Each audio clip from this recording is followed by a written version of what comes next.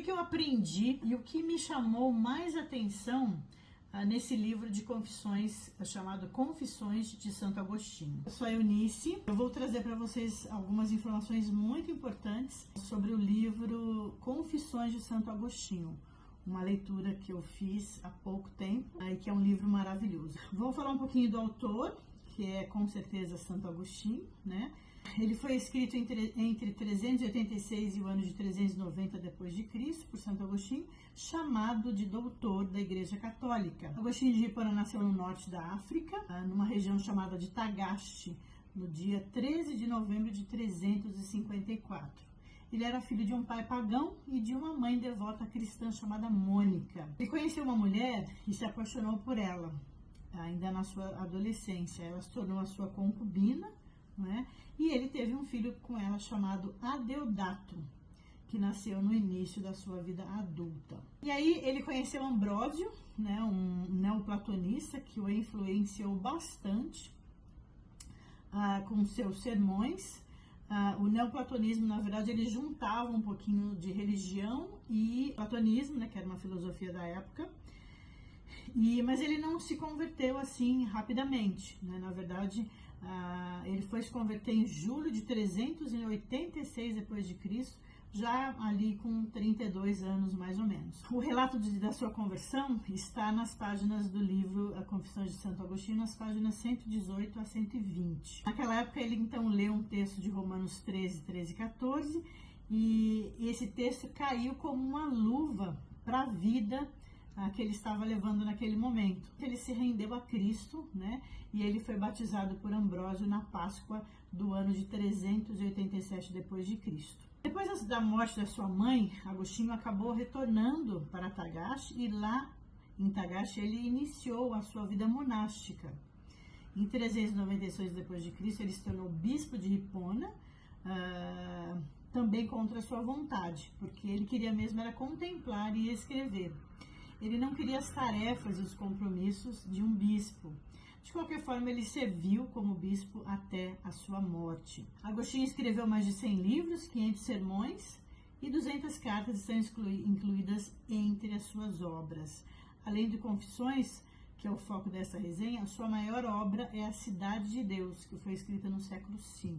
Ele morreu em 28 de agosto de 430 depois de Cristo, na cidade de Hipona. A causa da sua morte, os registros históricos indicam que ele faleceu provavelmente de causas naturais e foi durante o cerco dos vândalos a Hipona, possivelmente por doença ou fraqueza ou alguma coisa associada à própria idade dele, porque ele já tinha mais ou menos ali 75 anos de idade. Agostinho foi um dos mais importantes teólogos e pensadores do cristianismo e da filosofia ocidental. Sua teologia influenciou até mesmo os reformadores do século XVI. Sobre o livro, a Confissões de Santo Agostinho, eu tenho a dizer que ela é a autobiografia de Santo Agostinho, né, que foi escrito em forma de orações, reflexões, confissões, pensamentos, arrependimentos, desabafos e até ciência. Os capítulos eles são divididos em 13 livros, que são densos e têm uma linguagem muito sofisticada. Embora cada livro foque em um ou dois assuntos específicos, o autor registra muitos fatos a cada novo livro. O livro que notei algo mais específico foi o livro 11, onde ele tem um foco maior e fala sobre a eternidade de Deus, o tempo e algumas reflexões científicas. O livro inteiro é bastante interessante e relevante, e embora seja do século V, ele apresenta muitos assuntos importantes e modernos e que podem ser trazidos para a nossa vida, como experiência e ensinamentos também muito aplicáveis. E seus argumentos são voltados para a teoria teológica e também prática. Enfim, é um livro excelente que considero leitura obrigatória para todo mundo, especialmente para os teólogos. O que eu aprendi e o que me chamou mais atenção nesse livro de confissões, chamado Confissões de Santo Agostinho. É um livro extremamente denso, são 240 páginas, né, de muita informação, muita teoria, muita coisa legal de você estudar. Eu poderia falar de muitos ensinamentos dele, mas como eu sou escritora, né, e apaixonada por livros, eu aprendi com Santo Agostinho que eu devo me dedicar mais à leitura, principalmente leitura que edifica e aprofunda ainda mais o meu conhecimento da palavra de Deus, né, e também a minha sabedoria em Deus. Eu creio que a cultura e a formação de uma pessoa estão intimamente ligadas aos livros que ela lê ao longo de sua vida. E como ao longo da leitura de Confissões de Santo Agostinho eu percebi muitas citações de livros, eu resolvi trazer pelo menos 5 deles para a nossa reflexão e para entender um pouco, não é, do que se trata cada obra e como essa obra influenciou a vida deste teólogo super importante. O que Santo Agostinho lia? Qual era o seu hábito de leitura? Quais as leituras que ele mais gostava? Vamos ver daqui a pouquinho. A primeira citação que eu vou falar do Confissões de Santo Agostinho são os clássicos gregos e romanos. A história do clássico latino Eneida é citado logo no começo do livro Confissões, na página 16. Onde ele conta a história do amor entre Dido e Enéas, e foi escrita por Virgílio. Foi escrita aproximadamente entre 29 a.C. e 19 a.C. Esse episódio aparece principalmente no livro 4 da Eneida, onde Enéas, herói troiano, chega a Cartago e se envolve com a rainha Dido. O romance termina de forma trágica quando ele parte para cumprir o seu destino na Itália, levando Dido ao desespero e até a morte. Agostinho se pergunta por que ele se comoveu tanto com esse romance a ponto de chorar pela morte de Dido e não se comover pelas suas próprias mazelas. E ele diz assim: que coisa mais miserável do que um ser miserável que não se compadece de si mesmo. Chorando a morte de Dido por amor a Enéas, mas não chorando a própria morte por falta de amor a ti, ó Deus. É uma parte da oração de Santo Agostinho. Esse clássico latino já era antigo na época de Agostinho, pois já tinha quase 400 anos da sua escrita. Dessa mesma obra, Eneida, Agostinho cita também Juno, que, conforme informações de inteligência artificial, um ajuste importante a fazer é que Juno é o nome romano da deusa da mitologia grega. Ela é reconhecida como Hera, então você vai encontrá-la como Juno nos textos gregos. Esse nome Juno, né, aparece somente nas obras latinas. Então, na verdade, ele cita também Ilíada, né, de Homero, que está incluído nesses clássicos gregos e latinos, tá bom? Então, na verdade, ele faz a sua crítica e diz que essas leituras eram ficções poéticas, estudos vazios e que eram os espetáculos preferidos da minha vaidade. E essa informação sobre os livros Eneida e Ilíada, nós trouxemos ali do chat GPT. Já o segundo livro que eu selecionei aqui, o nome é Hortêncio e o seu autor foi Cícero. Nas páginas 32 e 33 do livro Confissões, Agostinho cita esse livro como um livro sobre eloquência e que continha uma exortação à filosofia, que ele mesmo define como o amor à sabedoria. Hortêncio de Cícero é uma obra fascinante, em parte justamente porque se perdeu quase completamente e só a conhecemos por fragmentos e citações posteriores. Cícero, o seu autor, foi um dos maiores intelectuais da Roma Antiga e conhecido como orador, filósofo, político e escritor.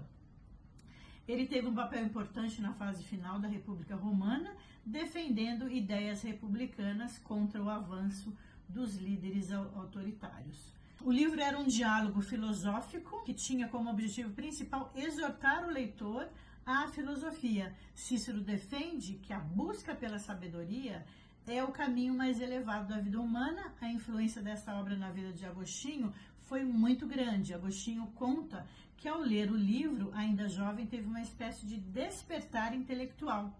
Segundo ele, a obra mudou seus interesses das ambições mundanas para a busca da verdade, despertou nele um amor profundo pela sabedoria, a gente pode ler isso lá na página 113, não é? E foi um passo decisivo na sua jornada espiritual.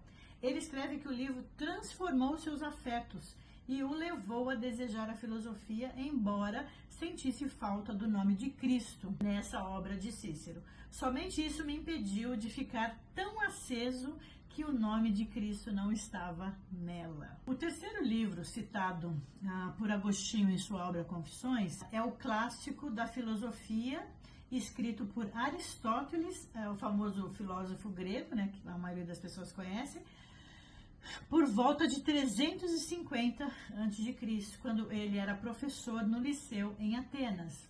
Esse livro é um dos textos fundamentais da lógica e da filosofia ocidental, curto, mas extremamente influente. No livro Categorias, Aristóteles investiga como podemos classificar tudo o que existe e tudo o que podemos dizer sobre as coisas. Ele procura responder quais são os tipos mais básicos de ser e de predicação. Na verdade, para Agostinho, as categorias representam um momento de formação intelectual, embora ele depois as considerasse incompletas, sem uma dimensão espiritual. Creio que este livro era de difícil compreensão, pois Agostinho fala com orgulho dessa forma: eu o li e entendi sem ajuda. Mas, na verdade, ele sempre acrescentava um questionamento. Na página 55 ele escreveu sobre esse livro: e de que me serviu o fato de que todos os livros que pude adquirir, das chamadas artes liberais, eu, o vil escravo de vis afeições, li por mim mesmo e entendi? Eu me deleitava com eles, mas não sabia de onde vinha tudo o que era verdadeiro ou certo. Eu também não posso deixar de citar o livro O Mestre. Era o diálogo filosófico do próprio Agostinho, chamado De Magistro. Se trata de um livro do próprio Agostinho, que ele escreveu por volta do ano de 389 d.C., em forma de diálogo com o seu filho, chamado Adeodato. Não tem como falar do filho Adeodato, né, sem falar um pouco mais de sua mãe. Na página 85, podemos ver o quanto Agostinho amava a mãe do seu filho. Ele diz: enquanto isso, meus pecados se multiplicavam e minha concubina era arrancada de mim como um obstáculo ao meu casamento. E meu coração se apegava a ela, estava dilacerado, ferido e sangrando. Ela voltou para a África, jurando a ti nunca mais conhecer outro homem, deixando comigo o meu filho com ela. Confissões também tem romance, viu? Na página 127 ele fala da inteligência de seu filho. Tu o fizeste de modo excelente. Ele não tinha 15 anos e sua inteligência superava a de muitos homens sérios e eruditos.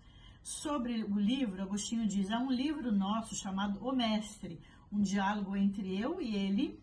Logo tiraste a sua vida da terra, e agora me lembro dele sem ansiedade, sem temer por sua infância ou juventude, ou por todo o seu ser. A ideia central desse livro é responder a uma pergunta provocativa: é possível ensinar alguém por meio só de palavras, por meio apenas de palavras?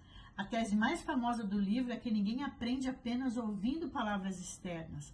O conhecimento verdadeiro acontece quando a mente reconhece a verdade dentro de si, que é uma espécie de iluminação interior. Essa obra é uma das primeiras reflexões profundas sobre filosofia da linguagem no Ocidente. Ela antecipa debates modernos sobre significado e interpretação, mostra a transição de Agostinho da filosofia clássica para o pensamento cristão, influenciou séculos de reflexão sobre educação e conhecimento.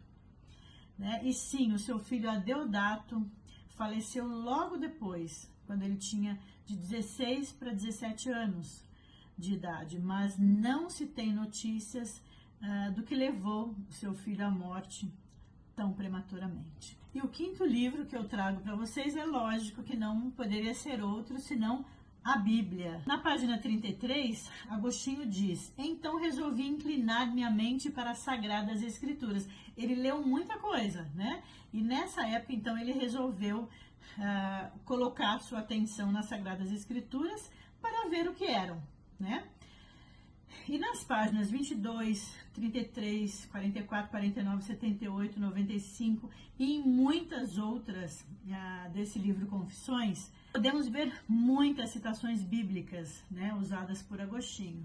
E na página 102, ele exalta as Escrituras dizendo: então, com grande entusiasmo, peguei os veneráveis escritos de teu espírito, e principalmente o apóstolo Paulo. Então, aquelas dificuldades todas desapareceram, porque ele sempre estava em busca de respostas ali para a sua vida, não é? Então, quando ele pegou a Bíblia e começou a ler a palavra de Deus, então, o que aconteceu? Aquelas dificuldades, aquelas dúvidas todas desapareceram. E a palavra de Deus também estava lá no momento da conversão de Agostinho. O Espírito Santo soprou aos seus ouvidos através de vozes de algumas crianças dizendo: pegue e leia. Então, ele pegou a sua Bíblia, abriu em Romanos 13, de 13 e 14, e leu pela primeira vez, então, o apóstolo Paulo. E para finalizar, ele diz na sua página 103, essas coisas me foram maravilhosamente reveladas quando li o mínimo de teus apóstolos e meditei em tuas obras e tremi bastante. Então, ele era um apaixonado, então, pela palavra de Deus. E a gente pode ver que ele fala muito sobre a Bíblia. Em muitas páginas ele fala, então, sobre textos bíblicos, né? E ele traz reflexões ali maravilhosas. Pelas palavras de Agostinho, e como ele falava da Bíblia, existia um respeito, um temor, uma grande admiração e um amor muito grande pela palavra de Deus. Enfim, ela tinha se revelado a ele e os outros livros pelos quais ele nutria uma verdadeira fascinação, né?